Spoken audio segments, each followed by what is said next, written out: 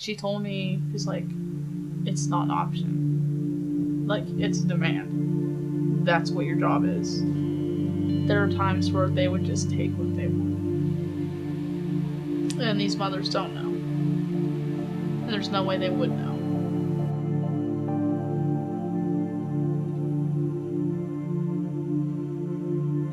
When you first go to the clinic, what you do in StemExpress is you go to the head nurse and you tell them if there's something you need. So let's say that day I needed a certain gestated fetus. So let's say I need a 15-week fetus for some reason. So I go, I'm like, hey, I'm looking for a 15-week fetus today. If could you let your staff know? I was like, oh yeah, we'll let you know. Each procurement tech usually has an assigned clinic that you want to build a relationship with at your Planned Parenthood, because you have to have really good communication. So Megan was at B Street with Sarah.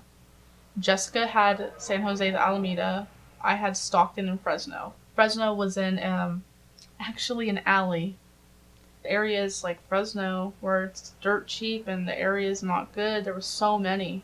I would work for 8 hours and there would be 40-something patients. It really wore me down. It's the environment. It's morbid. Like, you can feel it. You can hear screaming. You can hear crying. Like, so they give you a sheet and it's everybody for that day who's coming in for an ultrasound, who's coming in for an abortion, medical or late-term abortion, and we basically walk around the clinic and make sure that if we have time, we consent them, we take them in the room or meet them in the chair.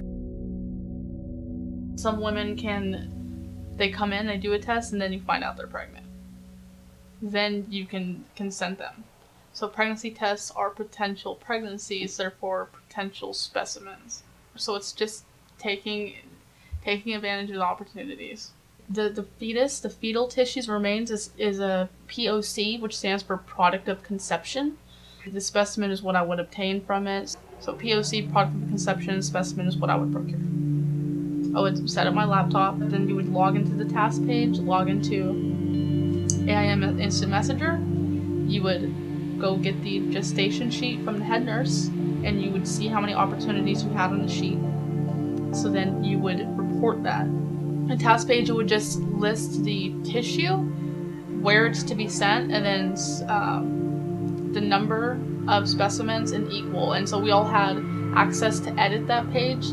So if there was, I said we needed a liver, 17 weeks, John Hopkins or Stanford, Berkeley, whatever it was, and it said specimen, so if I got that, I would put my initials, so I'd edit it, put 1 HO. So that way, if we needed one, that's already cleared for that day. So everybody would log in and you would say, oh, there are 24 appointments today, 10 tissue opportunities, 8 blood sample opportunities, first patient at 8. So then I would wait for certain girls to come in. I would look for an opportunity to consent. So that would mean, like, after they go in, they get registered as a nurse, go sit down. That would be a great opportunity for me to, hey, can I talk to you for a second? Come in, shut the door. StemExpress had a consent form we'd have to initial. I'm certified. I'm donating. I know I'm not going to be reimbursed or compensated. I know this is for disease research. I've already consented that I am going to get an abortion. Yeah, no. That doesn't happen all the time. Some of these women don't know if they're going to get an abortion. Some they're not 100% they're going to get it done. Didn't know a lot about Dr. Berman, other than he worked for Planned Parenthood. There were actually comments made about him. He had a reputation for going viciously fast. Like, if we didn't watch him, we would lose our specimens. It was that fast. If there wasn't a girl in the room, he would get mad. He would pace the hallways if there wasn't something to do. Like, it's almost like he wanted to do it. And that made me really concerned. And how fast he was going with these women. And I felt bad. Like, there was a few times to where he was working and I had a girl who did not want to get it, but she, you know, she felt she had to. I wanted to tell her, do not go to this clinic. When I imagine, because I've seen abortions, I imagine him literally going into the room, lifting the covers, going in, grabbing, and walking out. Like, that's how fast it is. It's ridiculous. I was the only person who was a licensed CPT-1, a licensed phlebotomy technician, but the other individuals were drawing blood in the clinics. The coworkers I had, they would not consent the donors. If there was a higher gestation and the technicians needed it, there are times where they would just take what they wanted.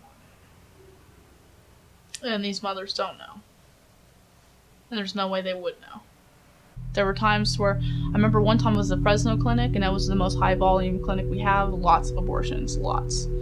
And I had a very gestated woman that was a LAMS patient. So LAMS patients, it's a 2-day process. So they take a certain material, they come in, they insert it into the uterus to expand it, and then you come the next day, they take it out so they can extract the fetus.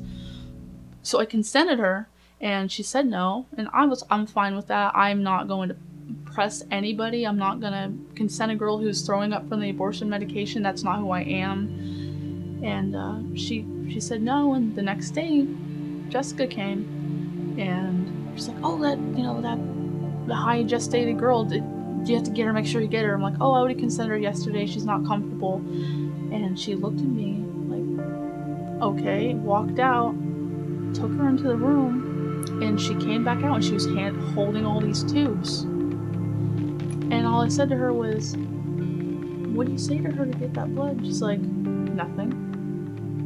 I'm like, so basically you just went in there and took her blood and you're going to be taking her fetus without her knowing.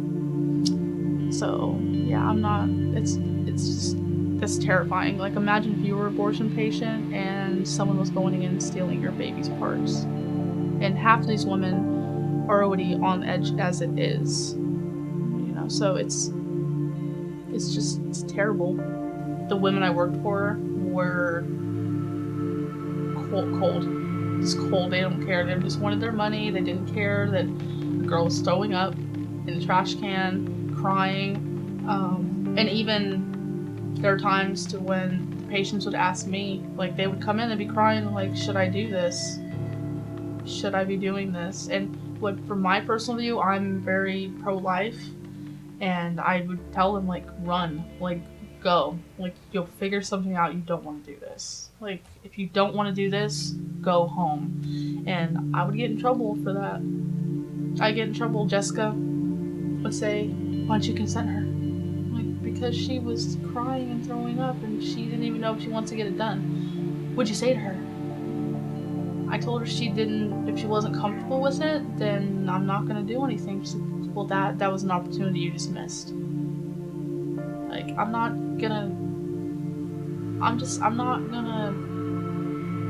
gonna tell a girl to kill her baby so I can get money. And that's what this company does. Straight up, that's what this company does. My job was to go there and get blood and tissue parts. Like, it wasn't presented as an option, really. From my boss, the words of Sarah, it's not. Like, she told me, she's like, it's not an option. Like, it's a demand. That's what your job is. I said, I'm not gonna push them over the edge when they're already on the edge. Like, there's a reason why they keep journals in the recovery room. Like, if abortion was a good thing, there wouldn't be so much emotional damage from it. End of story. I would take my sample, I'd put it in a tube, I would label it with a specimen sticker, I would take it back to the room, update the task page, put, 1 or 2, how many I got that day, and I'd fill out the paperwork on my computer, print it out at the lab, and that's what I would do all day. And then at the end of the day, I would put everything in a FedEx package, and I would have to drive to a FedEx and drop off the specimen. And the sad thing is people would ask what was in the box, and I didn't know what to say. Like, oh, there's dead baby parts in there.